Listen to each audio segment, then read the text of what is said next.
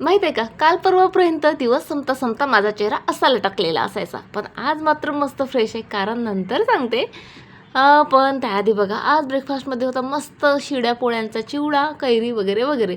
Breakfast केला आणि लगेच कामाला लागली. कारण हाय गरमी, नंतर गरमीत ओलं झाल्यापेक्षा सकाळी सकाळी स्वयंपाक करून मोकळं झालेलं कधीही चांगलं. आणि आज स्वयंपाकात होती मस्त मिक्स डाळी आणि पालक टाकून केलेली भाजी. असं काहीसं माझं ताट होतं. आणि आणि आणि एकदा का जेवण झालं की मग काही आपल्याला झोप कंट्रोल होत नाही, मस्त ताणून देतो. नाही का नाही का नाही का, माहित आहे मला. जेवल्या जेवल्या झोपता आणि मग म्हणता बाई ग माझं वजन वाढलं, पोट वाढलं. मी मात्र बाई तसं करत नाही. मी आधी जेवून घेते, त्यानंतर भांडे घासते, त्यानंतर ओटा आवरते. आणि हा पसारा तर आता दिवसभर आवरला तरी कमी पडतो, म्हणून ते राहू दिलं बाजूला. आधी माझ्या पिऊसोबत मस्त रील वगैरे काढून घेतली भरपूर महिन्यानंतर. आणि त्यानंतर त्याला भरपूर लाडीगुडी लावली, पण त्याने काही मदत केली नाही. आणि मी जो आहे संपूर्ण घर आवरलं. बरं, मी बोलले की माझं आजकाल मूड मोठा फ्रेश राहतो आहे. त्याचं कारण म्हणजे ही टू डू लिस्ट.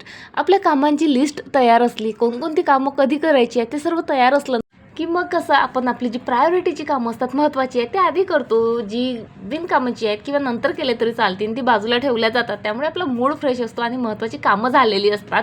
बरं, हे झालं दिवसाचं प्लॅनिंग. पण माझं 21 दिवसाचं प्लॅनरही मी तयार केलं आहे आज. ते कसं काय नंतर कधीतरी सांगेल तुम्हाला. पण हे पॉट जे आहे मी माझ्या मैत्रिणीसाठी तयार केलं होतं, ते तिला देऊन आले. आणि ठरल्याप्रमाणे उद्यापासून जो रुटीन फॉलो करायचा आहे त्याची सुरुवात मी आजच करते. चला.